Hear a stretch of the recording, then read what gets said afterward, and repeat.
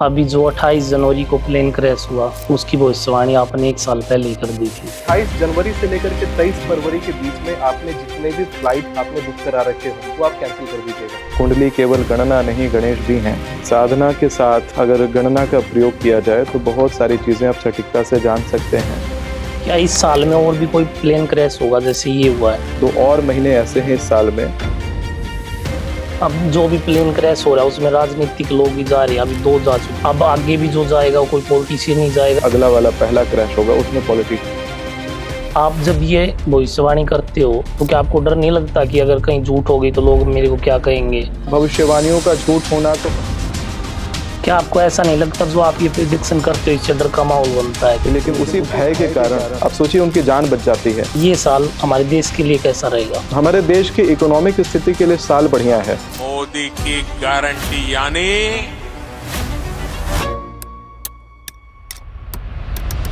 Guarantee पूरा होने की गारंटी। क्या भारत पाकिस्तान का युद्ध होगा इस साल?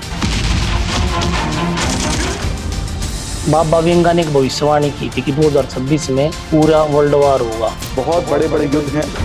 तो मैंने आपकी एक वीडियो देखी थी कि जिसके भी पैसे बैंकों में है वो निकाल लो। 3 महीने ऐसे हैं जिस राहुल गांधी का भी कैसा समय चल रहा है? जो उनका गोल है जो प्रधानमंत्री का वो दिखाई नहीं देता। भारत में गरीबी बहुत ज्यादा है, लोग बहुत ज्यादा गरीब है, तो ऐसा क्या उपाय करे कि वो अमीर हो जाए? सेवा भाव मन में लाना शुरू करिए। गलत उंगली में अगर सोना पहना जाए तो शनि की दशा बन जाती है। सोना धारण करने के लिए सबसे सटीक उंगली होती है।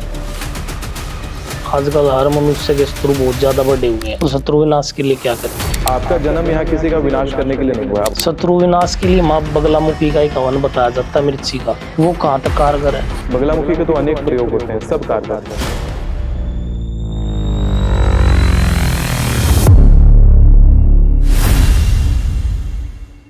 अगर मैं आपको कहूँ कि आज के समय में एक ऐसा व्यक्ति है जो बिल्कुल सटीक भविष्यवाणी करता है, तो क्या आप यकीन करोगे? जो आज हमारे गेस्ट हैं उन्होंने आज तक जितनी भविष्यवाणी की है वो बिल्कुल सच साबित हुई है।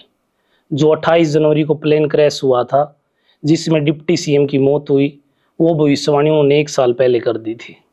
उन्होंने बताया जापान में जनवरी में भूकंप आएगा और भूकंप आया। उन्होंने जो भारत में आतंकी हमला हुआ पहलगांव में उसकी प्रेडिक्शन पहले ही कर दी थी। उन्होंने बताया था अब की बार अरविंद केजरीवाल जी दिल्ली से हार जाएंगे और अरविंद केजरीवाल हार गया। तो इस पॉडकास्ट में इस साल और कौन सा प्लेन क्रैश होगा और बहुत बड़ी बड़ी भविष्यवाणी की है। अगर आप भविष्यवाणियों पर विश्वास करते हो, प्लेन में ट्रैवल करते हो, तो ये पॉडकास्ट आपके लिए ही है। तो देर ना करते हुए करते हैं आज का खास पॉडकास्ट। जय श्री राम जी। जय श्री राम, हर हर महादेव। बहुत बहुत स्वागत है आपका। नमस्कार, बहुत बहुत धन्यवाद अपने शो में आमंत्रित करने के लिए। अभी जो 28 जनवरी को प्लेन क्रैश हुआ उसकी भविष्यवाणी आपने 1 साल पहले ही कर दी थी, तो इतनी सटीक भविष्यवाणी कैसे करते हो? क्या भगवान से सीधी बातचीत है? देखिए, मूल रूप से ग्रहों की भाषा होती है और साथ में कुंडली केवल गणेश नहीं, कुंडली केवल गणना नहीं गणेश भी हैं। साधना के साथ अगर गणना का प्रयोग किया जाए तो बहुत सारी चीज़ें आप सटीकता से जान सकते हैं। जनता को पहले समय से आगाह कर सकते हैं। आप बता सकते हैं कि क्या कुछ अनुवांछित घटने का योग है, उसकी सूचना आप दे करके जनता को बचा सकते हैं। हर जगह आपकी रील चल रही थी, बार बार मीडिया पे काफी वायरल हो रखे थे और बिल्कुल सटीक भविष्यवाणी। कुंडली से पता चलता है या कोई बताता आपको? देखिए, मूल रूप से जब आप पूजा स्थल पे अपने बैठते हैं या साधना स्थल पे बैठते हैं तो कुछ अनुभूतियां आपको होती हैं कि ये वर्ष में शुरुआत में, मध्य में, अंत में क्या कुछ घटित हो सकता है, कैसी स्वरूप की घटनाएं घटित हो सकती हैं। उसके बाद आप ग्रहों का अध्ययन करते हैं कि कैसा कुछ समीकरण बन रहा है, कौन सा एलिमेंट डिस्टर्ब हो रहा है। माँ देवी कवच में कहते हैं रसे रूपे च गंधे च शब्दे स्पर्शे च योगिनी। तो 5 तत्वों में से कौन सा एलिमेंट ज़्यादा डिस्टर्ब हो रहा है। हर ग्रह का अपना एक एलिमेंट है, हर ग्रह की अपनी एक दिशा है। कौन सी दिशा प्रभाव में है, कौन सा एलिमेंट प्रभाव में है, आप उसकी गणना सटीकता से कर सकते हैं। ग्रहों के आधार पे, गोचरों के आधार पे आप देख सकते हैं चीज़ों को।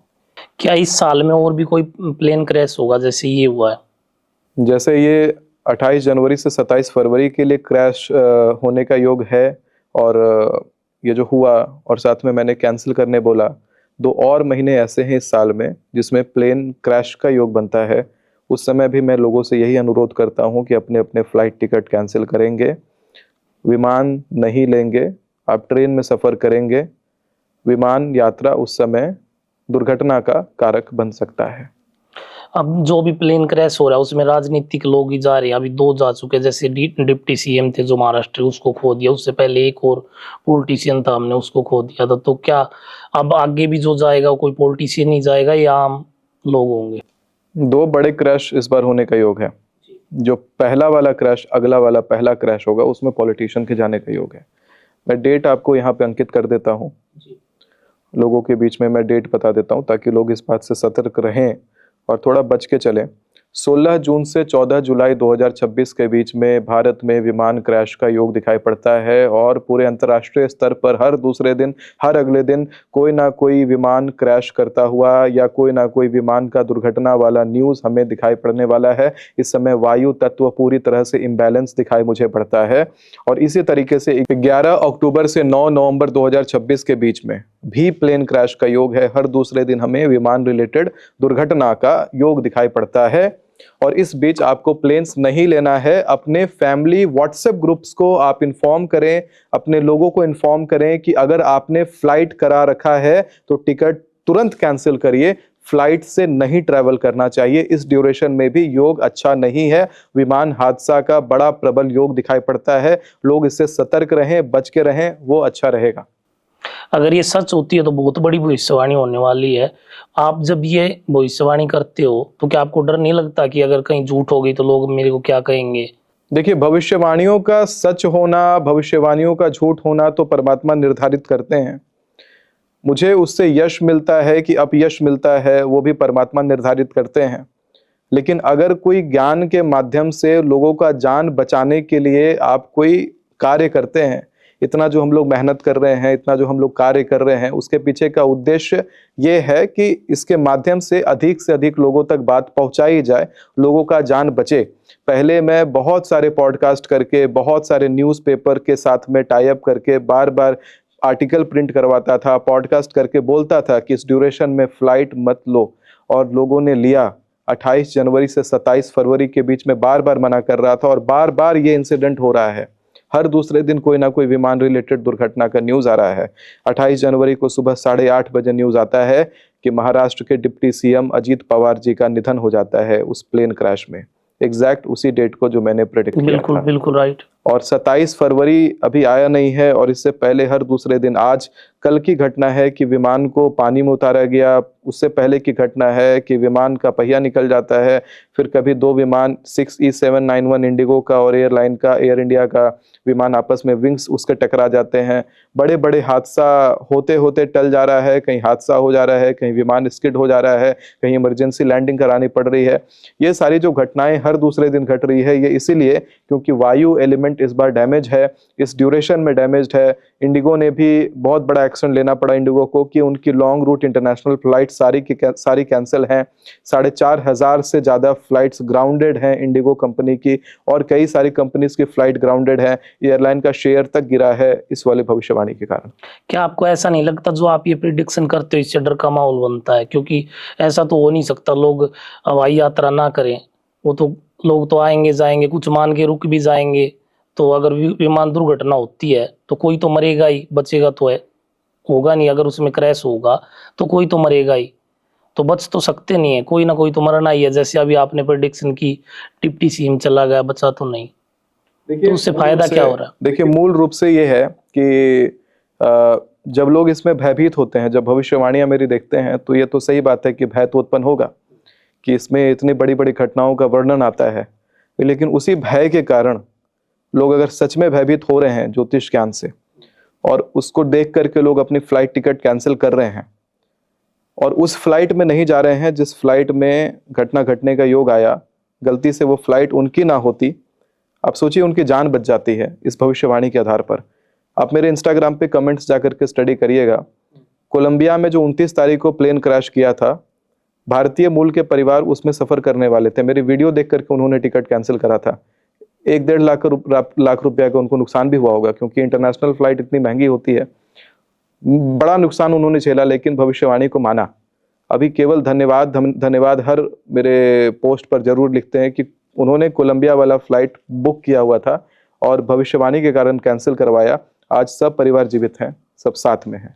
लेकिन मेरा कहने का मतलब ये, कुछ लोग तो उसमें बैठे ही थे, वो तो गए ही, तो कुछ को तो जाना ही है। ये तो देखिए, अब ये जो वीडियो है, इतना बड़ा तबका है, सभी तक पहुंचेगा नहीं और ना सभी मानेंगे, लेकिन अगर आप तक ये वीडियो पहुंचा है तो समझिए भगवान ने संकेत दिया है आपको कि आप मत जाइए और अपने लोगों को तो मना करिए। केवल भारत में 150 से ज्यादा करोड़ लोग रहते हैं, पूरी दुनिया में 7 बिलियन का आबादी क्रॉस हो चुका है। इतनी बड़ी आबादी तक अगर हमारा वीडियो तो पहुंच नहीं रहा, लेकिन जितनी भी आबादी तक पहुंच रहा है, हिंदी भाषी आबादी तक पहुंच रहा है, कम से कम आपको अगर ये जा रहा है तो ईश्वरीय संकेत मानिए कि भगवान इंटरनेट के माध्यम से आपको सूचित करवाना चाहते हैं कि आप फ्लाइट नहीं लेंगे और अपने जानने वाले लोगों को फ्लाइट नहीं लेने देंगे।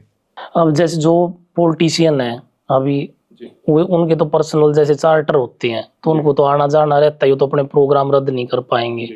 तो क्या आगे कोई पॉलिटिशियन जाएगा तो क्या पर्सनल चार्टर से ही जाएगा या जो आम जहाज चलते उनसे जाएगा? देखिए, पॉलिटिशियन अगर जा रहे हैं, कहीं यात्रा कर रहे हैं, उस ड्यूरेशन में अगर यात्रा करना चाह रहे हैं तो कुछ मुहूर्त विवेचन कर लिया करिए। हर प्लेन तो क्रैश नहीं कर रहा है, ये तो बात सही बोला आपने, लेकिन लोगों को अवॉइड करना है। अगर उन पॉलिटिशियन तक ये न्यूज़ पहुंचा है, जैसा मैंने बोला कि अगर आप तक ये वीडियो पहुंचा है तो समझिए आपके लिए संकेत है। हर पॉलिटिशियन तक तो ये वीडियो पहुंचेगा नहीं, लेकिन अगर जिनको पहुंच रहा है उनको तो फ्लाइट नहीं लेना है। और साथ में ये भी ध्यान देना है कि ट्रेन है ना, कभी ट्रेन का भी आनंद लीजिए। जनता के लिए ट्रेन आपने खोल रखा है, आप पॉलिटिशियन है तो जरूरी है कि हर बार हवाई यात्रा करेंगे। 1 महीना के लिए ट्रेन यात्रा करिए। जब आप रहेंगे तभी तो जनता का आप दिशा निर्देशन करेंगे, जब आप ही नहीं रहेंगे तो फिर दिशा निर्देशन करेगा कौन? तो वहां पर काम को थोड़ा सा आप टाल सकते हैं। आप राजा हैं, राजा के पद पे बैठे हैं, तो राजा के पद पे बैठे हैं तो प्रजा तो आपकी बात मानेगी। जो डेट्स आपने दिया है, ठीक है, 24 घंटा आगे बढ़ जाएगा, 8 घंटा आगे बढ़ जाएगा। ट्रेन से जाइए, कार से जाइए, क्या जरूरत है चार्टर से उतना भौकाल में जाने का कि नहीं? वो भोकाल के लिए नहीं होता, कई बार समय नहीं होता। जैसे अब सीएम है, उसके पास समय नहीं होता तो उसको तो जल्दी जल्दी जाना इस पड़ता बार है। देखिए ना, अजीत पवार जी को कार से ही जाना था, लेकिन कोई एक बंदा बीच में आता है और आकर के कहता है कि नहीं चलिए ना, चार्टर हम लेके आए हैं, आपके लिए चार्टर खड़ा है, और वो चार्टर ले लेते हैं। जाना था कार से, और देखिए मौत जब बुलाती है तो कैसे बुलाती है, वो फिर चार्टर ले लेते हैं। कार से जा तो सकते थे, लेकिन चार्टर ले लिया उन्होंने, और वो लेना नहीं था। तो ड्यूरेशन भी था। अगर ये बात मान लेते हैं, ये बात अगर जान रहे हैं कि ऐसी चीजें पहले भी हुई हैं, एक बार मान लेते हैं बात को, कार से ही चले जाते तो आज होते हमारे बीच। तो कार का भी तो एक्सीडेंट हो सकता था उसमें, लेकिन इस बार प्लेन का एक्सीडेंट का योग है ना, विमान से संबंधित दुर्घटना का योग है। अब मृत्यु लिखी है तो मृत्यु किसी भी रूप में आ जाएगी, लेकिन अगर आपका मृत्यु लिखा है तो आपका होगा, लेकिन आपके साथ भी तो 10-11 लोगों का टीम है, उनका भी तो सोचिए। प्लेन में अगर विमान दुर्घटना का योग है तो विमान दुर्घटना का योग है, वहां ट्रेन से कंपनसेट नहीं होगा कि कोई ट्रेन का हादसा हुआ और मैं कहूँ कि विमान का योग था। आपके अनुसार ये साल हमारे देश के लिए कैसा रहेगा? हमारे देश की इकोनॉमिक स्थिति के लिए साल बढ़िया है, बैंकों के लिए साल खराब है। बैंकिंग सिस्टम में क्राइसिस होता हुआ दिखता है। जियोपॉलिटिकल वॉर सिनेरियो पे देखा जाए तो ये साल खराब है। इंटरनेशनल वॉरफेयर काफी ज्यादा होगा, युद्ध होगा, विदेशों में युद्ध होगा, पश्चिमी देशों में युद्ध होगा, यूरोप के अंदर युद्ध होता हुआ दिखाई पड़ता है, यूरोप के अंदर गृह युद्ध जैसा स्थिति दिखाई पड़ता है। तो हमारे देश के लिए सिचुएशन बढ़िया है, हमारे देश के लिए आपदा में अवसर है। जैसे जेपी मॉर्गन ग्रुप ने यूएस के अंदर पावर होल्ड करा, फाइनेंस के कारण पावर होल्ड करा, उसी प्रकार से आप देखेंगे इंडिया के अंदर भी, भारत के अंदर भी प्राइवेट कंपनीज को जबरदस्त मुनाफा होगा, यही जियोपॉलिटिकल टेंशंस का। क्या भारत पाकिस्तान का युद्ध होगा इस साल? नहीं होगा, इस साल भारत और पाकिस्तान आमने सामने नहीं टकराएंगे। और कभी युद्ध होगा तो क्या पाक पे हमारा कब्जा होगा? देखिए, युद्ध करके पाक पे कब्जा नहीं होने वाला। पाक पे कब्जा तब होगा हमारा जिस समय आप देखेंगे आने वाले सालों में भारत की सरकार ही कोलैप्स करेगी। भारत में डिक्टेटर गवर्नमेंट जैसा सिस्टम आएगा, राज्य तंत्र चल रहा होगा भारत में। जो अभी राजतंत्र कहते हैं वो नहीं, प्रॉपर राजतंत्र, यानी राजा शासन कर रहा होगा, और राजा का जब शासन काल होगा उसी समय भारत की भूमि एक्सपैंड करेगी। ये जो डेमोक्रेसी गवर्नमेंट वाला सिस्टम होता है, इसमें सरकारें, इसमें जमीन हमारे हाथ से टूटता है, जमीन जाता है। पाकिस्तान अलग हुआ, दोबारा नहीं मिला, बांग्लादेश अलग हुआ, दोबारा नहीं मिला, कश्मीर जितना टूटा उतना चला गया, दोबारा वो कश्मीर का भूमि आने का रिपोर्ट नहीं सुनते, हमेशा सुनते हैं कि भूमि गया। तो भूमि जाता क्यों है, इसके ऊपर बवाल क्यों नहीं होता है? क्योंकि हमारा वोट बैंक, पॉलिटिशियंस का वोट बैंक कटेगा अगर वो भूमि छीनने लगेंगे वापस। तो भूमि जाने देते हैं, भूमि जाए तो जाए, पैसा जाए तो जाए, जमीन जाए तो जाए, सोना जाए तो जाए, अपनी कुर्सी नहीं जानी चाहिए। इसको मैं राजनीति ने रंक नीति कहता हूँ। राजनीति के अंदर जो डेमोक्रेटिक गवर्नमेंट है उसके अंदर ये कभी संभव नहीं है कि भारत पाकिस्तान एक होगा। ना पीओके आएगा डेमोक्रेटिक गवर्नमेंट के अंदर, पीओके भी नहीं आएगा। लोग पीओके की वापसी का इतना बड़ा मुद्दा देखते हैं, मैं ये लिख के बात ये दावे के साथ कह सकता हूँ कि पीओके जो है डेमोक्रेटिक गवर्नमेंट के अंदर अंदर नहीं आने वाला है। आने भी लगेगा तो इतना बाकी लोग तांडव करेंगे, बाकी लोगों की कुर्सियां हिलने लगेंगी, इतना तांडव होगा कि पीओके आके रह जाएगा, लेकिन आएगा नहीं। वो आएगा तभी जब राजतंत्र भारत में आएगा। आज तक किसी भी डेमोक्रेटिक गवर्नमेंट में मैंने जमीनें जुड़ती हुई देखी नहीं है, टूटती हुई देखी है। देश टूटे हैं, देश बटे हैं, बंटवारा हुआ है। लेकिन हमारे एक आर्मी के बड़े ऑफिसर ने तो बोला कि अब की बार हमला होता तो हम पीओके पे कब्जा कर आप देख लेंगे। लीजिए, कुछ नहीं होने वाला ऐसा। कहने को तो 2025 में ही लोग कह रहे थे कि पाकिस्तान के साथ जब युद्ध हुआ था कि पीओके की वापसी हो जाएगी, पीओके की वापसी हो जाएगी। सारे भविष्यवक्ता कह रहे थे 2 महीने में होगी। मैंने उस समय भी मेरी भविष्यवाणी आई थी। अगर आप मेरा पुराना रिकॉर्ड देखेंगे, मेरे इंस्टाग्राम पे मेरा हाईलाइट्स डला हुआ है, भविष्यवाणी करके मैंने हाईलाइट्स डाला हुआ। वहां पे देखिएगा, मैंने बकायदा कहा था कि ये भारत पाकिस्तान का जो संबंध है, मैंने जनवरी में ये बात कही थी कि 29 मार्च 2026 के बाद 2025 के बाद भारत पाकिस्तान के बीच में संबंध गड़बड़ाएगा, युद्ध होगा।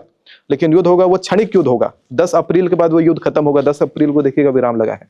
एग्जैक्टली मैंने डेट बता रखा था उसमें। लेकिन आपने तो ये भी भविष्यवाणी की थी कि नीतीश सीएम नहीं बनेगा। और नीतीश कुमार वाला जो इशू है सीएम बनने वाला, उसके बारे में मैं आपको बता देता हूं कि अभी भी उनका जो तंत्र है, उनका जो सरकार है, अभी भी हिला हुआ है। नीतीश कभी भी अपनी सीएम की कुर्सी छोड़ सकते हैं और सम्राट चौधरी वहां पे सीएम बनेंगे। लेकिन एक बात इसके बारे में मैं कह दूं कि बिहार के अंदर और लगभग पॉलिटिशियंस का जब डेट ऑफ बर्थ का आकलन अगर आप देखेंगे, मुझे इंटरनल सोर्सेस से जब डेट ऑफ बर्थ मिलता है और जो पब्लिक में डला हुआ डेट ऑफ बर्थ है, दोनों में बहुत डिफरेंस है। जैसे मेरा खुद का, मैंने ऑफिशियल रिकॉर्ड पे अपनी ईयर ऑफ बर्थ अलग लिखवा रखी है, 2 साल छोटा करवा दिया अपना उम्र। मेरा 28 जनवरी का मेरा जन्म है। एक्चुअल अभी मैं ऑन रिकॉर्ड बता रहा हूँ, 28 जनवरी का जन्म हुआ था। लेकिन अगर आप डॉक्यूमेंट्स आदि पर जो डेट ऑफ बर्थ बनता है वो उसमें 8 जनवरी आता है। तो इतना बड़ा जो डिफरेंस आया है, ये जो डेट ऑफ बर्थ का डिफरेंस है, बाकी सारी चीजों का डिफरेंस, ये हर जगह आपको दिखेगा। कोई अपना सही डेट ऑफ बर्थ, सही टाइम ऑफ बर्थ रिवील नहीं करता। मेरा टाइम ऑफ बर्थ कहीं भी रिवील नहीं मिलेगा, मेरा ईयर ऑफ बर्थ आपको कहीं रिवील नहीं मिलेगा। लेकिन राजनीतिक दृष्टि से जो भी लोग देख रहे थे उनको साफ साफ दिख रहा था कि नीतीश कुमार सीएम बनेगा। देखिए, राजनीतिक दृष्टि से लोग देख रहे थे, उनको दिखाई पड़ रहा था। लेकिन जैसा मैंने बोला कि कुंडली अगर कहते हैं कि कुंडली में अगर डेट टाइम का अगर आप डिफरेंस दे देते हैं, टाइम का डिफरेंस देते हैं, तो भी कुंडली बदल जाती है। वहां पे तो पूरा का पूरा डेट ही अलग है। जो एक्चुअल डेट ऑफ बर्थ है उसमें और इसमें बहुत डिफरेंस है। मुझे एंकर्स ऐसे, जैसे आप मेरे साथ लाइव बैठे हुए हैं, एंकर्स मेरे साथ लाइव कहते हैं कि ठीक है, नीतीश जी की कुंडली देख के बताइए, ये उनका डेट ऑफ बर्थ मैंने दिया है। और उनका डेट ऑफ बर्थ ऐसे सामने आता है। जो डेट ऑफ बर्थ मुझे मिलता है उसमें सीएम बनने का योग था नहीं। सम्राट चौधरी का उससे ज्यादा प्रबल राजयोग था, उनका सीएम बनने का योग था। और ये भी होके रहेगा। इस बार के सत्र में अभी वाले में हुआ नहीं है, लेकिन 1 साल के भीतर देखिएगा नीतीश कुमार अपनी गद्दी छोड़ देंगे और सम्राट चौधरी ही उस गद्दी पे सीएम के जैसा बैठेंगे। तो पार्शियली ये भविष्यवाणी सत्य है। बिहार के लोग जो बिहार पॉलिटिक्स को ज्यादा स्टडी करते हैं, वो मेरी भविष्यवाणी को आज भी सत्य मानते हैं। जो ऊपर से पॉलिटिक्स को देखते हैं, वो यही देख रहे हैं कि हाँ, सार्वभौमिक सत्य तो यही है कि वही सीएम बने हुए हैं। लेकिन जो बात है कि उनकी सीएम की कुर्सी हिली हुई है। पीछे कहते हैं कई बार तंत्र काम करता है। अब बंगाल में देखिएगा, बंगाल के अंदर में बीजेपी की सरकार ग्राउंड पे राज्य में आती हुई दिखाई पड़ती है। लेकिन ग्राउंड पे आप ग्राउंड रिपोर्ट देखिए जाकर के, तो वहां बीजेपी दिखाई पड़ेगा। लेकिन जब एक्चुअल रिजल्ट का टाइम आएगा तो यहाँ पर काम कर जाता है तंत्र। क्योंकि अभी तो बिना तंत्र के बात हो रही है, लेकिन जब वहां पे तंत्र काम करने लग जाता है, नेता के प्रति तंत्र जब काम करता है, तो वहां देखिएगा कि ममता बनर्जी हार के जीत जाएंगे। मतलब हारते देखेंगे, लेकिन वो जीत जाएंगे। आपके अनुसार पश्चिम बंगाल में फिर से ममता सरकार फिर से ममता सरकार आने का योग है। बहुत बड़ी भविष्यवाणी होगी अगर ये सच होती है। सभी कह रहे हैं कि बीजेपी आएगा वहां पे इस बार। नहीं, बहुत सारे लोग ममता को भी बोल रहे हैं कि अभी 2 बार और रहेगी। और मैं नहीं बोला 2 बार ममता बनर्जी रहेंगी, और लेकिन सभी ज्योतिषाचार्य यही कहे हैं कि ममता हट जाएंगी और बीजेपी आएगी। लेकिन मैंने ही कहा है कि मैं शुरू से ये बात कह रहा हूँ कि 2 बार ममता बनर्जी को आना है बंगाल की सरकार में। और हमारे अमेरिका से कैसे रिश्ते रहेंगे? खराब रहेंगे। अभी अमेरिका से संबंध देखिएगा 29 मार्च से पहले तक ठीक थे। शनि जैसे ही मीन राशि में प्रवेश किया है, अमेरिका के संबंध खराब हुए हैं अमेरिका से। और तब तक संबंध खराब रहेंगे जब तक शनि मिथुन राशि में प्रवेश नहीं कर जाते। उसके बाद संबंध फिर से प्रगाढ़ हो जाएंगे। इस ड्यूरेशन में टोटल समय जो लगेगा वो 7 साल का समय लगेगा। 26 अभी चल रहा है, 25 में हुआ था, 26, 27, 28, 29, 30, 31, 32। 2032 के बाद ही अमेरिका के साथ संबंध अच्छा होगा। यानी 2031 के बाद, 2032 से 2032 के किसी ऐसे अर्ध में जब शनि मिथुन में प्रवेश कर जाएगा, उस समय से यूएस के साथ भारत के संबंध दोबारा प्रगाढ़ हो जाएंगे। अभी बीच में चाहे कोई वहां का राष्ट्रपति बन जाए, कोई प्राइम मिनिस्टर बन जाए, लेकिन जो संबंध है वो वैसा ही रहने वाला है उसके साथ भी, वो एग्जैक्टली उसी टाइम फ्रेम में जाकर के ठीक होगा। ट्रम्प से कोई फर्क नहीं पड़ता, कोई और होता तो भी कोई भी रिश्ते होगा खराब तो ही। भी वही होगा, क्योंकि भारत और अमेरिका के संबंध की बात हो रही है, भारत और ट्रंप के संबंध की बात नहीं हो रही है। 2027 में यूपी में चुनाव है, क्या योगी जी फिर से मुख्यमंत्री बनेंगे? बीजेपी की सरकार दोबारा रिपीट कर रही है। योगी जी का फिर से ही सत्ता में वापस आने का योग है, वही मुख्यमंत्री बनेंगे, फिर से मुख्यमंत्री बनेंगे। बाबा वेंगा ने एक भविष्यवाणी की थी कि 2026 में पूरा वर्ल्ड वार होगा, तो इसको आप कहाँ तक सही मानते हो? मैंने एक डेट निकाला है, हाँ। ये डेट है 13 अगस्त से लेकर के 11 सितंबर 2026। इस बीच आप समझ के चल सकते हैं कि वर्ल्ड वार का ट्रिगर बटन दबेगा, यानी यूरोप के अंदर इंटरनेशनल वॉर होगा। यूरोपियन कंट्रीज आपस में लड़ रही होंगी, मुसलमान देशों का भी उसमें हस्तक्षेप दिखाई पड़ता है, इस्लामिक कंट्रीज का हस्तक्षेप उसमें दिखाई पड़ता है, और मिसाइल्स, तोपें छूटती हुई, अग्निकांड पूरा दिखाई पड़ता है वहां पर। लेकिन वर्ल्ड वार नहीं बनेगा, वो 2026 में वर्ल्ड वार नहीं है। बहुत बड़े बड़े युद्ध हैं लेकिन वर्ल्ड वार नहीं है। उन्होंने, बाबा वेंगा ने ये भी भविष्यवाणी की थी कि 2026 में जब वर्ल्ड वार होगा तो पुतिन विश्व के स्वामी बन जाएंगे। ये कहाँ तक सही है? ये कहीं तक सही नहीं है, क्योंकि जो भविष्यफल मैं देखता हूं वहां पर भारत ही आगे अखंड भारत का नींव रखता हुआ दिखाई पड़ता है। विश्व का स्वामी अभी व्लादिमीर पुतिन बनते हुए दिखाई नहीं पड़ते। और क्या भारत में हिंदू मुस्लिम के दंगे होंगे इस साल?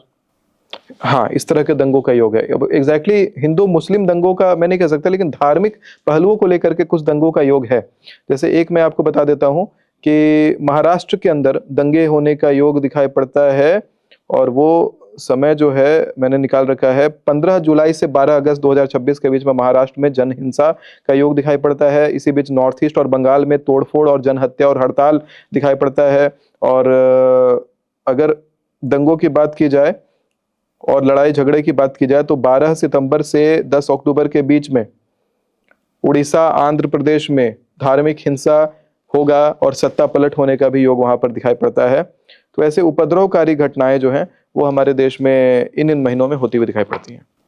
अभी थोड़ी देर पहले आपने नेट बैंकिंग का जिक्र किया था जी, तो मैंने आपकी एक वीडियो देखी थी कि जिसके भी पैसे बैंकों में है वो निकाल लो। अब मध्य क्रम के लोग बहुत ज्यादा भारत में, वो अपनी सेविंग बैंकों में ही रखते हैं, तो क्या बैंक ही भाग जाएंगे? अगर वो भाग गए तो लोग तो मर जाएंगे। देखिए मार्च, अप्रैल और मई 3 महीने ऐसे हैं जिसमें बैंकिंग रिलेटेड बहुत सारे गड़बड़ियां होती हुई दिखाई पड़ती हैं। इसमें बैंकों के क्रैश भी करने का योग हो सकता है, आपके अकाउंट्स फ्रीज होने का योग दिखाई पड़ता है, जैसी ज्योतिषीय गणना कहती है। और इसमें क्या होगा कि अगर आपके मोटे पैसे बैंकों में पड़े हैं तो आप गरीबी की हालत में जीने लग जाएंगे। इससे बढ़िया है कि सोना और चांदी में निवेश करें। कई बार ऐसा भी होता है जियोपॉलिटिक्स में कि जब इंटरनेशनल वॉर्स हो रहे होते हैं तो उस समय सरकार लोगों का जो फंड है, सिक्योरिटीज डिपॉजिट है, उसको होल्ड करके, फ्रीज करके वॉर फेयर को फाइनेंस करने में यूज भी करती रही है। ऐसा इतिहास में हुआ भी है पहले। तो इससे बचना है तो आपको बैंकों में मेजर इन्वेस्टमेंट नहीं रखनी है। दूसरा एक और आपने खेल देखा होगा भी होता हुआ, ये इंटरनेशनल लेवल का गेम प्ले है कि लोगों के सारे गड़े हुए सोने चांदी का रिजर्व एक नीति के तहत सरकार ने निकलवा लिया। कैसे निकलवाया कि सोने चांदी का भाव बढ़ाया गया, तेजी से चांदी का भाव बहुत हाइक पे आया। चांदी भी जिसके घर में रखी है उसने हड़बड़ा करके चांदी बेचा है। जब चांदी दोबारा तेजी से गिरने लगा, एक दिन में 40-40 हजार रुपए चांदी गिर रहा था, उस समय लोग जितना लपेट सकते थे लपेटने के लिए चांदी के रिजर्व्स निकाल करके सरकार में वापस ले आते हैं। उनके घर का खजाना खाली हो जाता है और लौट के जो आता है वो दुकान से वो आता है कागज का टुकड़ा, यानी नोट्स की वैल्यू वॉलेटाइल होती है। जियोपॉलिटिकल टेंशन में नोट्स की अगर वैल्यू गिरती है, या आपके बैंकों में जब इश्यूज आने लगता है, जो बैंक में आपके अब गोल्ड हट करके जो बैंक में पैसा कन्वर्ट होकर के वो बन गया है, अगर वो इशू भी आने लग जाता है तो जनता भुखमरी का शिकार हो जाएगी। क्योंकि अगर होल्ड हुआ इतना बड़ा करेंसी, ईरान के अंदर करेंसी कोलैप्स हुआ, इतने लोगों को परेशानी इसलिए हो रहा है कि लोगों को कटोरा लेके भीख मांगना पड़ रहा है, क्योंकि उनके पास सोना चांदी नहीं है। सोना चांदी भगवान का दिया हुआ करेंसी है, किसी भी वॉरफेयर में हमेशा ये करेंसी वैलिड रहती है। इसीलिए मैं गवर्नमेंट के द्वारा चलाया हुआ ये सब चीजों पे ज्यादा बिलीव नहीं करता हूँ। ज्यादा बिलीव करता हूँ कि अपना पावर, अपना कंट्रोल अपने हाथ में रहना चाहिए। अब कोई अगर आपकी प्रेडिक्शन मान के बैंकों से पैसे निकाल ले तो वो कहाँ इन्वेस्ट करे? गोल्ड में, सिल्वर में और मेटल में इन्वेस्ट कर सकता है। जमीन में भी नहीं करना इसमें गोल्ड, सिल्वर और मेटल ओनली, इसी में इन्वेस्टमेंट करे। और वो पैसों को अगर डकैती का डर लगता है तो बैंक के लॉकर में रख दो। बैंक के लॉकर में रखने में नुकसान नहीं है, बैंक के अकाउंट में अगर पैसे पड़े तो उससे नुकसान है। अभी आपने शायद न्यूज नहीं देखी, 1-2 दिन पहले एक लॉकर ही उड़ गया, पता चला होगा। 1-2 के अंदर 1-2 दिन पहले एक लॉकर उड़ गया और बैंक ने क्लेम करने से मना कर दिया कि हम कुछ नहीं देंगे। देखिए, बैंक को तो अगर नियम देखा जाए तो बैंक अगर मना भी करे तो भी बैंक को 100x of the locker rental देना पड़ता है। अगर आप लॉकर का रेंट साल का 5,000 रुपए देते हैं तो बैंक 5 लाख रुपए आपको कंपनसेट करेगा। ये तो बैंकों का टर्म्स पॉलिसी के अंदर का नियम है, तो इसके ऊपर थोड़ा सा केस लड़के तो उतना रिकवर कर पाएंगे। अब 5 लाख से ज्यादा का जो भी डिपॉजिट होगा वो तो गया उनका। तो लॉकर अगर टूटता है तो ध्यान रहे कि हमेशा अपने इतने लॉकर मेंटेन करें जहां पे आपके जितना वैल्यू है वो 100x तक आप उसमें रखें लॉकर्स में। उससे ज्यादा का अगर आप सोच रहे हैं कि आपने 10,000 रुपया साल का आप जमा कर रहे हैं और आप उसमें करोड़ों का खजाना रख रहे हैं तो वो सेफ नहीं है। आपको मल्टीपल लॉकर्स फिर ऑपरेट करने पड़ेंगे अलग अलग बैंकों में। मैं गोल्ड में इन्वेस्ट कर सकता गोल्ड में हूँ? इन्वेस्ट करना है। क्या गोल्ड कहाँ जाके रुकेगा इस साल? गोल्ड 2.5 लाख रुपए को क्रॉस करेगा इस साल 2026 में। और डीजल पेट्रोल के दाम घटेंगे या बढ़ेंगे? डीजल पेट्रोल का दामों को लेकर के अगर बात किया जाए तो ये दाम में बहुत तेजी से उछाल आने वाला है और मतलब बढ़ेंगे वो बहुत ज्यादा बढ़ेगा, बहुत ज्यादा अनप्रिडिक्टेबल तरीके से बढ़ेगा।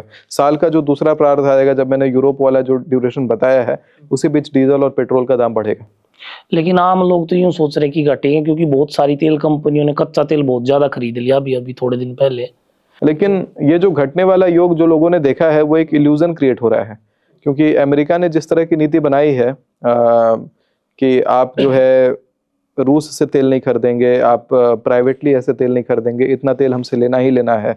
तो वो सब सारे जो जियोपॉलिटिकल रीजंस हैं उसके कारण भी जो तेल का दाम है वो बढ़ेगा। हालांकि ये तो जियोपॉलिटिकल रीजन देना मेरा काम नहीं है, मेरा काम है ज्योतिषीय गणना के अनुसार से। तो साल का जो सेकंड प्रार्ध है एग्जैक्टली अगर ड्यूरेशन में आपको बता दूं, जिसमें तेल के दाम बढ़ने का योग है 13 अगस्त से लेके 11 सितंबर के बीच में तेल का दाम बढ़ेगा, हाइप आएगा उसमें।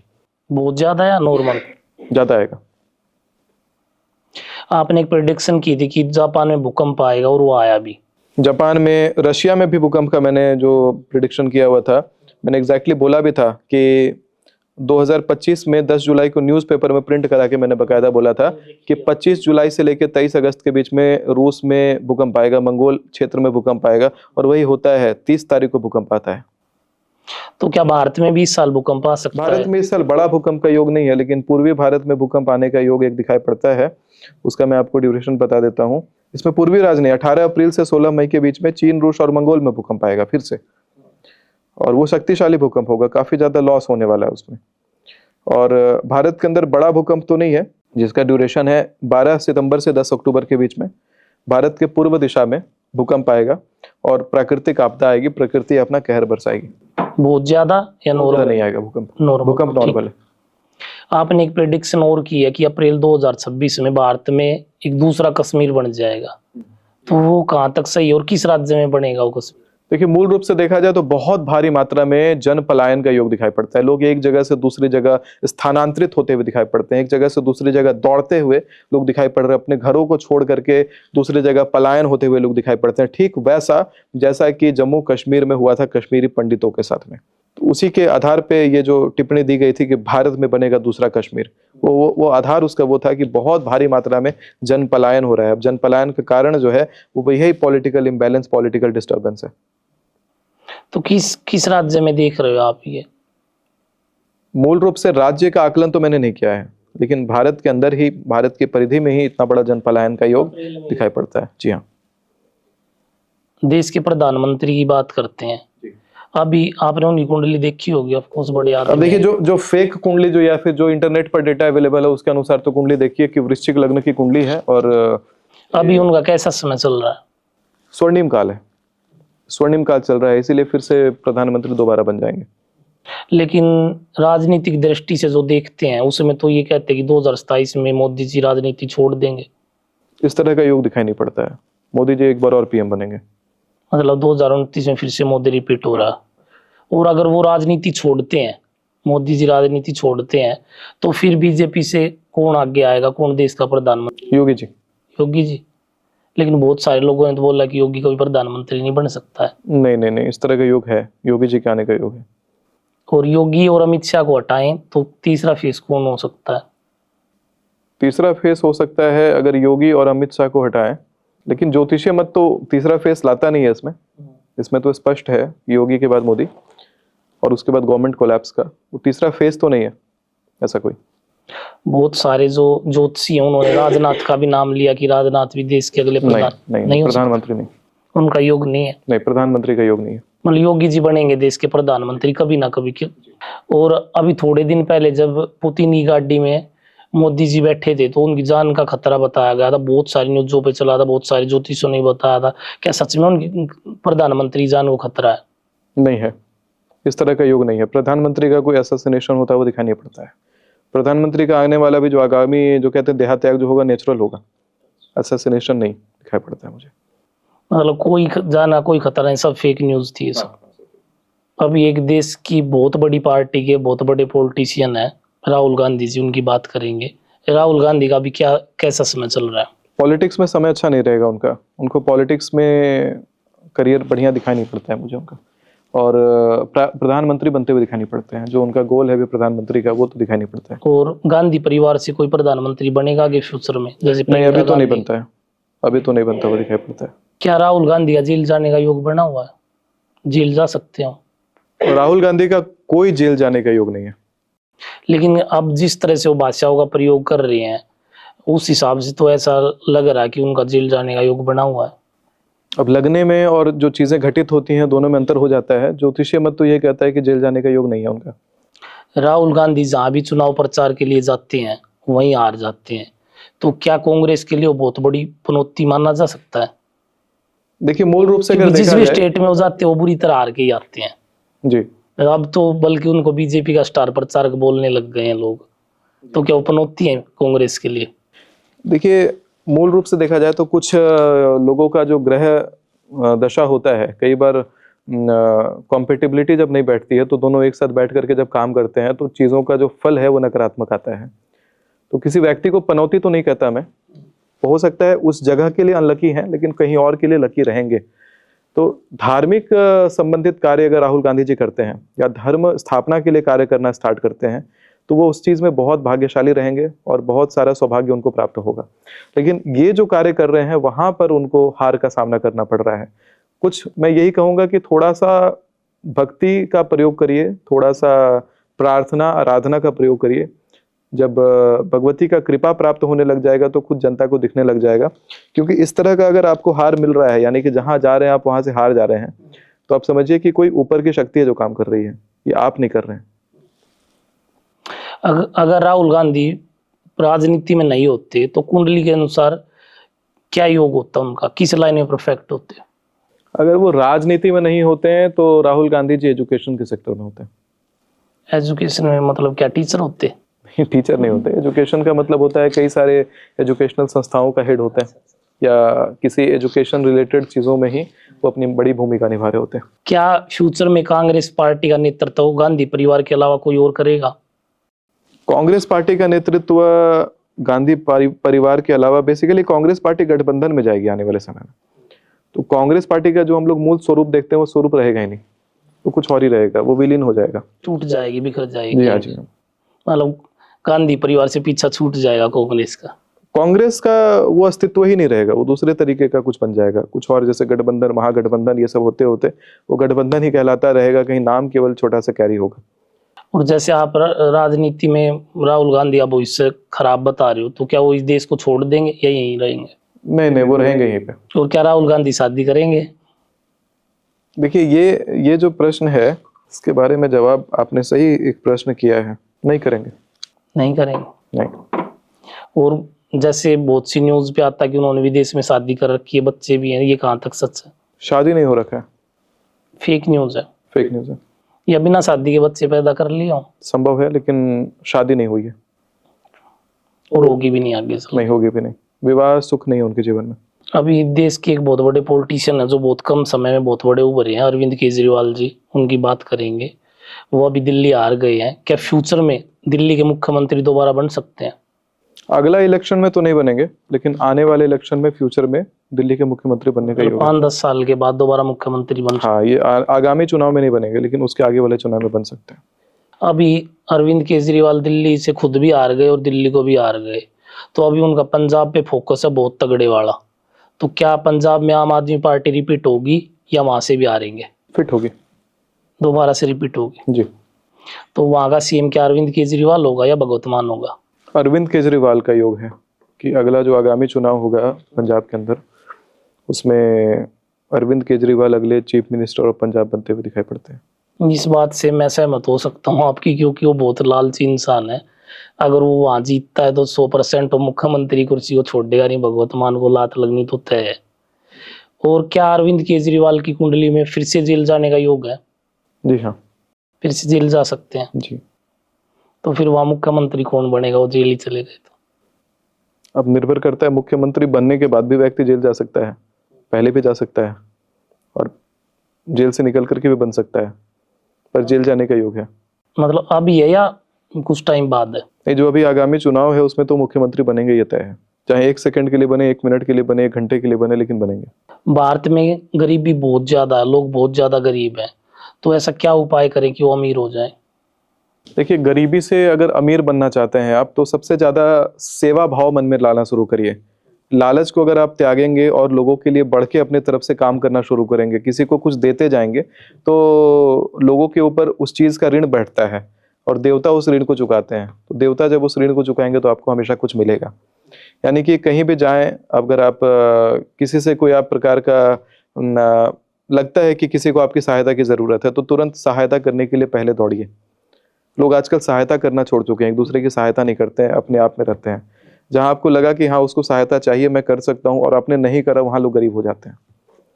आप उदाहरण के रूप में देखिए, किसी का हक अगर लोग मारते हैं, किसी का हक का सामान खाते हैं, तो वहां पे भी गरीबी आ जाती है।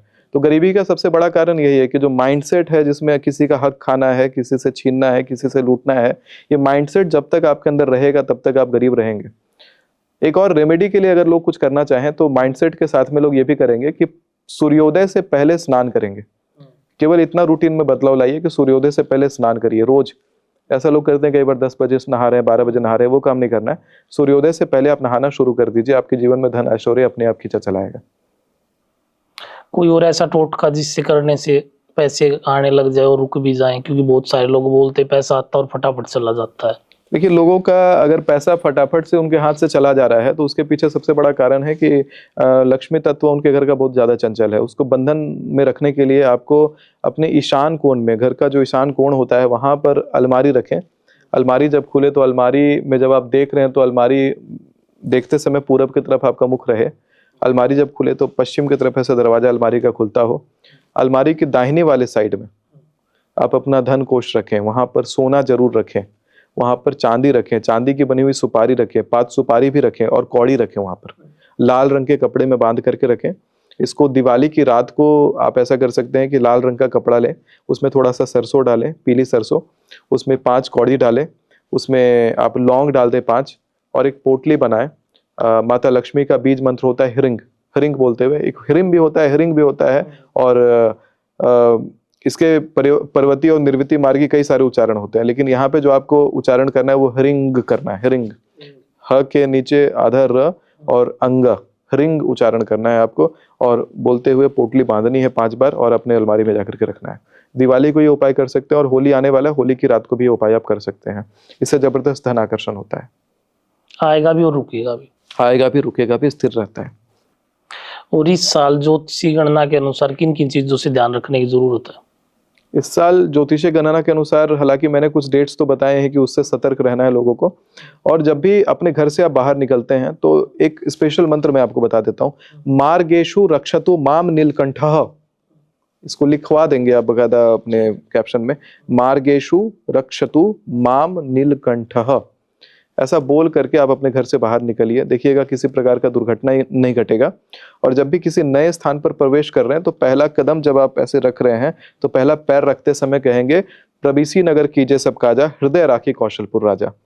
और आप वहां से उन्नति और तरक्की प्राप्त करके जाएंगे। आपकी एक वीडियो देखी थी, उसमें आप बता रहे हो कि गलत उंगली में अगर सोना पहना जाए तो शनि की दशा बन जाती है। तो आपके अनुसार और ज्योतिषी के अनुसार किस उंगली में सोना पहनना चाहिए? देखिए, जब सोना धारण करना है तो सोना धारण करने के लिए सबसे सटीक उंगली होती है कि आप अपनी अनामिका उंगली में स्वर्ण धारण करें। राइट साइड या राइट हैंड में, हमेशा राइट में ही सोना पहनना चाहिए, लेफ्ट में पहनना ही नहीं है। किस में नहीं पहनना है कभी भी सोना, तो मध्यमा में कभी सोना नहीं पहनते हैं, अंगूठा में कभी सोना नहीं पहनते हैं। अब इसके अतिरिक्त अब इस उंगली में तर्जनी में पहने कि नहीं पहने, कुंडली की बृहस्पति बताएगी। अगर कुंडली में बृहस्पति अच्छे भाव में अपने मित्र घर में या मित्र राशियों से घिरा है, आपके लिए अच्छा करना चाहता है लेकिन उसमें पावर कम है, तो सोना इसमें पहनेंगे। बुध के साथ में अगर आपको संबंध अच्छा करना है, बुध अगर अस्त का नहीं है और बुध अपनी नीच की राशि में नहीं बैठा है, तो आप इस उंगली में सोना पहन सकते हैं। लेकिन यहाँ वर्जित यह है कि अगर आप इस उंगली में सोना धारण करते हैं और बुध अगर अस्त का है, तो तुरंत आपके बहुत सारे शत्रु तैयार हो जाएंगे, आपके शत्रु निर्माण हो जाएंगे। पन्ना धारण करने में भी यही नियम चलता है, तो शत्रु निर्माण ना हो इसलिए थोड़ा परहेज रखना है। अगर कहीं से भी लगता है कि पाप ग्रह से घिरा हुआ बुध है, क्योंकि एक कुंडली को केवल एक बार लग्न चार्ट नहीं देखते हैं, कुंडली को 12 बार रोटेट करना पड़ता है। 12 बार रोटेट यानी कि हर ग्रह को लग्न में बैठा बैठा करके रोटेट कर करके देखना पड़ता है कि पूरी कुंडली का स्वरूप कैसा आता है। पूरी कुंडली तब जाकर के जब अच्छी आती है, तब जाकर के हमें यह मानना चाहिए कि हाँ, ये रत्न हम पहन सकते हैं। कई लोगों के लिए रत्न है ही नहीं, और कई लोग क्या करते हैं कि 5-5 रत्न 4-4 रत्न एक साथ पहने रहते हैं, वो बहुत विरोधाभासी होता है। ऐसे लोग हमेशा आपको स्ट्रगल करते दिखेंगे। और जो रियल में सक्सेसफुल है, या तो रत्न नहीं पहने रहेंगे या फिर एक रत्न पहने रहेंगे।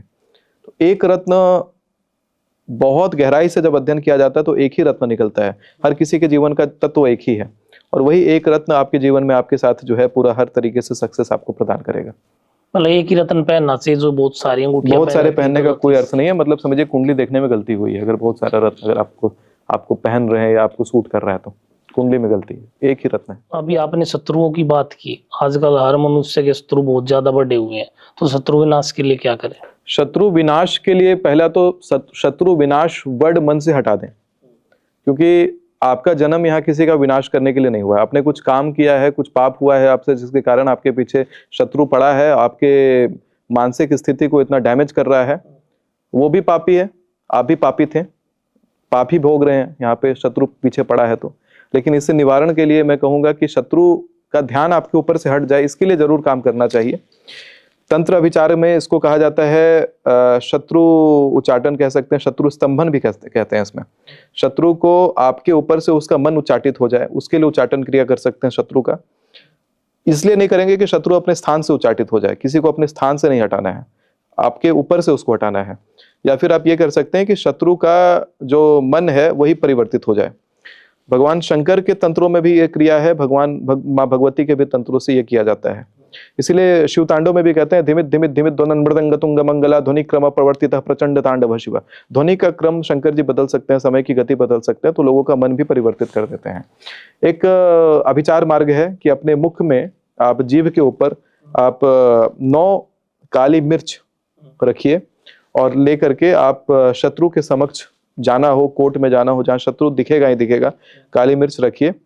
उस काली मिर्च को रख करके, माँ काली का बीज होता है क्लिंग, तो अपने सांस के साथ क्लिंग का उच्चारण करते रहिएगा मन में। आप चाहे बातचीत नॉर्मल कर रहे हैं, लेकिन मन के अंदर क्लिंग जो काली माता का बीज होता है उसका उच्चारण करना है। यहाँ भी मैं कहूंगा कि यहाँ क्लीम शब्द का प्रयोग नहीं करना है। जो म वाला जो उच्चारण होता है उसका अलग प्रयोग है, उसका प्रयोग बहुत अलग होता है, और अंग वाला और ग वाला जो उच्चारण होता है उसका अलग प्रयोग होता है।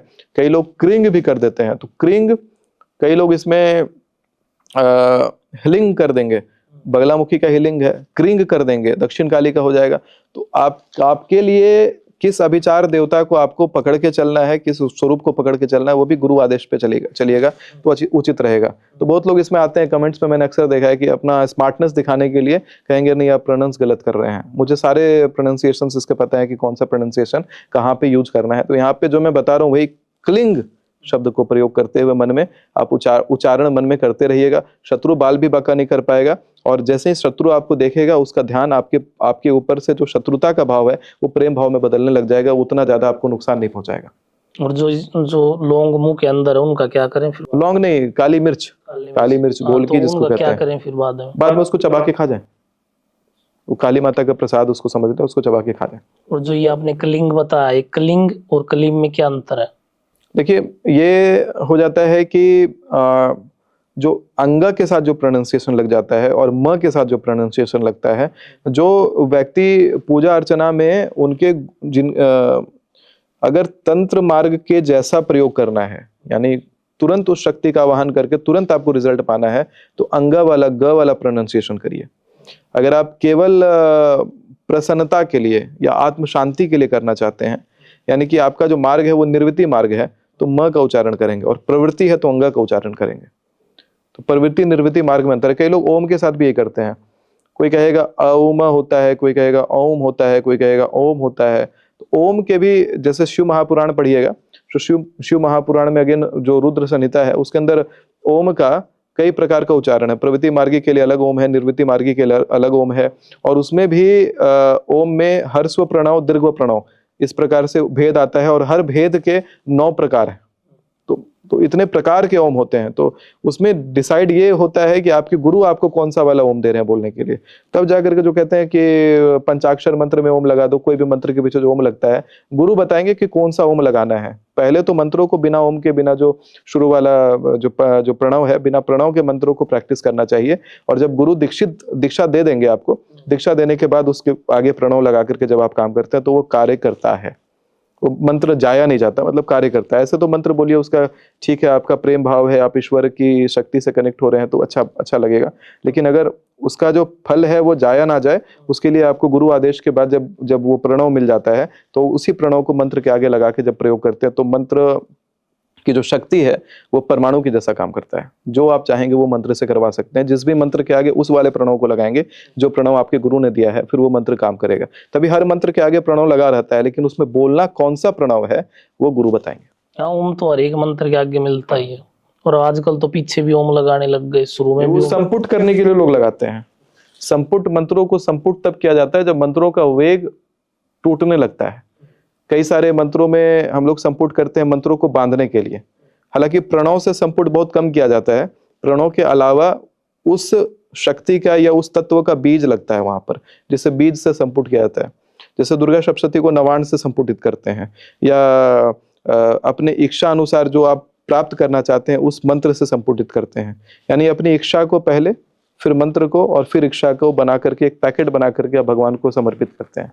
इस प्रकार से संपुटन होता है, वो संपुटन क्रिया कहते हैं उसको।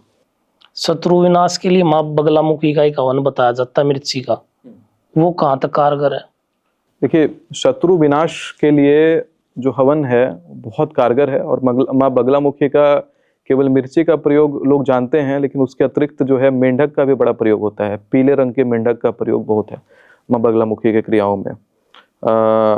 तांबे से बना हुआ बैल का भी प्रयोग है, मिट्टी से बना हुआ बैल का प्रयोग है, कुम्हार के घर की मिट्टी से प्रयोग किया जाता है, शमशान की मिट्टी से, शमशान के कोयले से, पीपल के पत्ते से, और प्रयोग माँ बगलामुखी का किया जाता है। पानी तक स्तंभित किया जा सकता है, किसी के घर में पानी सूख जाएगा ऐसा भी प्रयोग होता है। तो बगलामुखी के तो अनेक प्रयोग होते हैं, सब कारगर हैं। लेकिन अगर आप कोई भी प्रयोग करते हैं वहां पर देवी आपका काम करके आ जाएंगे। अगर आप चाहें किसी को मारना भी चाहें तो मंत्र से लोग मर भी जाते हैं। काम तो हो जाएगा, लेकिन उसका पूरा पाप आपके ऊपर चढ़ेगा, यानी आपको उसका जो खामियाजा है वो भुगतना पड़ेगा। ऐसा करने वाले लोग तुरंत प्रेत योनि में जाते हैं और अनेक जन्मों तक प्रेत के जैसा जीवन विचरण करते हैं, और वो वैसा प्रेत बनते हैं जिनका जो मुख होता है वो सुई के नोक जैसा छोटा होता है, और भूख बड़ा प्रचंड होता है, प्यास बहुत प्रचंड होता है। तो कभी अगर अनुभव करना हो, कभी अगर तंत्र को अच्छे से और अनुभव करना हो, तो लोग अगर पर्सनली मिले तो मैं कुछ सप्तशती से ही कुछ प्रयोग ऐसे दे दूंगा जिसको प्रयोग करके लोग अपने शरीर से बाहर निकल के कुछ चीज़ों को अनुभव करके वापस आ सकते हैं। और जब वो अनुभव उनको हो जाएगा उसके बाद तंत्र मंत्र और दुनियादारी से बहुत दिमाग हटाएंगे वो। फिर मतलब ये सब चीज़ों का, हाँ, बाहर निकल करके फिर वापस आएंगे। बाहर से खुद को जब देखेंगे बहुत कुछ दिखेगा उसके बाद, लेकिन आने के बाद फिर चीज़ें धीरे धीरे फिर भूल जाएंगे। 1 साल 6 महीना ऐसा याद रहेगा, फिर भूल जाएंगे। क्या ये पॉसिबल है कि आत्मा शरीर से होता है। और जो ये आपने पीले हमारे परिवार में लोग करते हैं। जो आपने पीले रंग के मेंढक का और बताइए, क्या कोई मेंढक को ही रख के करना होता है? जीवित मेंढक के ऊपर किया जाता है। लेकिन ये जो तंत्र हैं ये सब बहुत पावरफुल तंत्र होते हैं। इनको बहुत स्पष्टता से बताऊंगा नहीं, नेट के ऊपर डालने की चीज नहीं है, और अगर नेट के ऊपर डली भी है तो वो स्पष्ट नहीं है, अधूरी ज्ञान है। अगर लोग कहीं पढ़ के गूगल पे करने लग जाएंगे, अभी गूगल पे जाके देखते हैं ये चीज़ों को, अधूरा ज्ञान वहां मिलने वाला है। और वो इतना जानिएगा कि उसमें अगर गलती है तो आपको बहुत गंदा पटकेगा वो। आजकल किसी की नौकरी नहीं लग रही तो पितृदोष बता देते हैं, शादी नहीं हो रही तो पितृदोष बता देते हैं। क्या सच में पितृदोष होता है या ज्योतिष ने धंधा बना रखा है? नहीं, पितृदोष होता है। दरअसल अगर आपके पितृदोष अगर आपको पहचाना है तो ऐसे पहचानिए ना, आप अपनी पीढ़ियों को ट्रैक करना शुरू करिए। घर में अकाल मृत्यु बार बार रिपीट होती है, हर पीढ़ी में एक अकाल मृत्यु चला जाता है, कोई चाहे मिसकैरेज के रूप में चला जाएगा, चाहे बच्चा पैदा होकर के मर जाएगा अकाल मृत्यु, चाहे किसी को अचानक अनुवांछित रोग लगेगा और वो मर जाएगा व्यक्ति, अकाल मृत्यु। ये हर पीढ़ी में ऐसा होता है, ये जनरेशनल होता है। उस घर में यथाशीघ्र शांति करानी चाहिए। गया जाकर के, बिहार में गया है, वहां जाके श्राद्ध करवाना चाहिए और पितरों का पिंड अर्पित वहां कर देना चाहिए, ताकि पितृदोष के ऋण से मुक्त हो जाए। क्योंकि जब पितृण जो होते हैं, जब तक आप मानते हैं कि आप शरीर में हैं, देह में हैं, तब तक आप माता हैं, पिता हैं, भाई हैं, दोस्त हैं, सब हैं। लेकिन शरीर जैसा ही छोड़े तो आप प्रेत हैं, तो आप माता पिता नहीं है। क्योंकि जो माता पिता आपके थे वो शरीर से निकलते हैं, वो अनेक जन्मों को एक बार में देख रहे हैं, वो कई जन्मों में बहुत लोगों के माता पिता रहे। हो सकता है कि वो आपके पुत्र रहे हों पिछले जन्म में, वो अपने आप को पुत्र के जैसा भी देख रहे हैं, लेकिन वो आपका वहाँ कर्तव्य देखेंगे। आपका कर्तव्य यही बनता है कि पितरों को आप पिंड अर्पित करें। जो भोजन आप पितरों को अर्पित करते हैं श्राद्ध के समय में, वो भोजन आप पितरों को अर्पित करें। अगर उनको वो भोजन नहीं मिलेगा तो आपके जीवन में भूचाल आएगा, क्योंकि आगे की पीढ़ी वो बढ़ने ही नहीं देंगे, पीढ़ी रोक देंगे आपकी। सबसे पहला दोष ये होता है कि बेटा नहीं होने देंगे। अगर बेटा हो जाता है तो बेटा फिर बचता नहीं है। लेकिन जो किसी के माता पिता जो जैसे आप बता रहे हो पितर बने जाते हैं, जो अपने बच्चों के लिए इतना कमा के जाते हैं, फिर वो बाद में कैसे परेशान कर सकते हैं? क्योंकि वो माता पिता नहीं रह गए ना, वो तो प्रेत हो गए। वो तो अब तो अनेक जन्मों को देख रहे हैं। वो परेशान नहीं करते, वो आपको जानबूझ करके परेशान नहीं करने आते। उनकी शक्ति ऐसी होती है कि वो परेशान आप होने लग जाते हैं। आपको जहां आशीर्वाद मिलना है वहां पे आशीर्वाद नहीं, वहां कहीं ना कहीं से उनका अवचेतन आपको बद्दुआ दे रहा होता है। अब जैसे मूल रूप से देखा जाए तो माता पिता किसी के लिए बुरा नहीं करना चाहते हैं, लेकिन अभी के जो लोग माता पिता को बहुत ज्यादा सता रहे हैं, तो वो तो नहीं कहेंगे कि तुम्हारे साथ बुरा हो जाए, वो चाहेंगे नहीं कि तुम्हारे साथ बुरा हो जाए, लेकिन उनका आत्मा गवाही नहीं देगा कि आपके साथ अच्छा हो जाए। वो ऑटोमेटिकली बुरा फिर घटित होगा। वो कर्म का फल है, कर्म उस तरीके से। पितृदोष लगता क्यों है? पितृदोष तब लगता है जब किसी पूर्वज की मृत्यु हुई रहती है और उनका श्राद्ध नहीं किया जाता है, और श्राद्ध जब नहीं होता है तो वो श्राद्ध मांगते हैं, वही पितृदोष होता है। जिस समय आपका जन्म होता है, जिस कुल खानदान में जन्म होता है, तो उस कुल खानदान में जन्म का समय अपने आप ऐसा निर्धारित हो जाएगा। कई बार आप ज्योतिषी से समय निकलवाएंगे कि जन्म लेना, बच्चे को कब जन्म देना है, लेकिन वो आपके हाथ में नहीं होता। समय उस समय वैसा ही निर्धारित हो जाएगा कि जन्म ही ऐसे काल में होगा, ऐसे मुहूर्त में होगा कि उस काल में चाहे सूर्य का ग्रहण मिल जाएगा, चाहे चंद्रमा का ग्रहण, चाहे बृहस्पति का चांडाल मिल जाएगा, कुंडली के अंदर पितृदोष आ ही जाएगा, और परिवार के हर सदस्य की कुंडली में वही वाला दोष मिलेगा। 2026 में अभी आने वाले समय में कोई ऐसी प्रेडिक्शन करें जो 100% हो सकती है, होने के पूरे चांस है? देखिए, मैंने फ्लाइट क्रैश के 3 योग तो अभी वीडियो की शुरुआत में बता ही दिए। एक मैं आपको बड़ी प्रेडिक्शन दे देता हूँ कि यूरोप के अंदर गृह युद्ध शुरू होने का योग है। जो योग है 13 अगस्त से लेकर के 11 सितंबर के बीच में अचानक से वहां पर मिसाइलें, तोप आदि छूटते हुए दिखाई मुझे पड़ते हैं। और इसी बीच में आप ये देखेंगे कि 15 जुलाई से 12 अगस्त के बीच में महाराष्ट्र में जनता का हिंसा होगा। 16 जून से 14 जुलाई के बीच में प्लेन क्रैश का योग है। उस प्लेन में पॉलिटिशियन होंगे, फिर से पॉलिटिशियन जाने का योग है प्लेन क्रैश में। और मिडिल ईस्ट में सत्ता परिवर्तन 16 जून से 14 जुलाई के बीच में दिखाई पड़ता है। इसी समय जम्मू कश्मीर के अंदर में सैन्य संघर्ष चल रहा होगा, भारी हिंसा और विरोध चल रहा होगा। फिर और अगर बड़ी चीज में देखा जाए तो 12 सितंबर से 10 अक्टूबर के बीच में अगर आप देखते हैं तो भारत के पूर्व दिशा में भूकंप है, प्राकृतिक आपदा है। उड़ीसा और आंध्र प्रदेश में धार्मिक हिंसा और सत्ता परिवर्तन का योग दिखाई पड़ता है। 11 अक्टूबर से 9 नवंबर के बीच में चीन के क्षेत्र में इंटरनेट बैन रहेगा, वहां पे उपद्रव मच रहा होगा। और भारत के अंदर ही 2 पॉलिटिकल पार्टी, जिसका बड़ा फेमस गठबंधन है, वो पॉलिटिकल पार्टी टूट जाएगी, अलग गठबंधन टूट जाएगा पार्टीज का, तो वो अलग हो जाएंगे। 11 अक्टूबर से 9 नवंबर 2026 में दिल्ली के अंदर उपद्रव मच रहा होगा, जनता को लेकर के आक्रोश, दिल्ली के अंदर हिंसा हो जाएगी। दिल्ली के अंदर हिंसा होने का योग है, उपद्रव मचने का योग है, तोड़फोड़ का योग है। एक लास्ट क्वेश्चन, इसके बाद पॉडकास्ट का एंड करते हैं। क्या कोई इस साल आतंकवादी हमला भी हो सकता है भारत पे? इस साल आतंकी हमला का एक योग दिखाई पड़ता है। मैंने डेट जो निकाल रखी है वह 15 जुलाई से 12 अगस्त के बीच में आतंकी हमला का योग है। भारत के केंद्र में योग आता है ऐसा। केंद्र मतलब दिल्ली केंद्र मतलब दिल्ली के आसपास का, दिल्ली का प्रांत जो है उसमें योग आता है। चंद्र दर्शन मुहूर्त के हिसाब से है ये योग। और आतंकवादी पकड़े जाएंगे और बड़ा आतंकी गतिविधियों को भी रोक लिया जाएगा, निरस्त कर लिया जाएगा, मतलब रुक जाएगा। लेकिन किसी प्रकार का हमला होने का योग है। और मैंने लोगों को ये भी आगाह किया हुआ है कि पब्लिक प्लेसेस पे थोड़ा कम जाए इस समय। पब्लिक प्लेसेस वाले क्या टाइम बताया आपने? ये जो ड्यूरेशन है जो मैं बता रहा हूँ, ये ड्यूरेशन मैंने लिखा है यहाँ पे 15 जुलाई से 12 अगस्त 2026 के बीच में ऐसा होने का योग दिखाई पड़ता है। बहुत बहुत धन्यवाद आपका हमारे पॉडकास्ट पे आने के लिए। आपसे मिलके बहुत अच्छा बहुत लगा। बहुत धन्यवाद, नमस्कार, अपने शो में आमंत्रित करने के लिए। आपको हमारा पॉडकास्ट कैसा लगा कमेंट्स में जरूर बताइएगा, और अगर हमारा पॉडकास्ट पसंद आया हो तो लाइक, कमेंट एंड शेयर जरूर कीजिएगा। जय माता दी।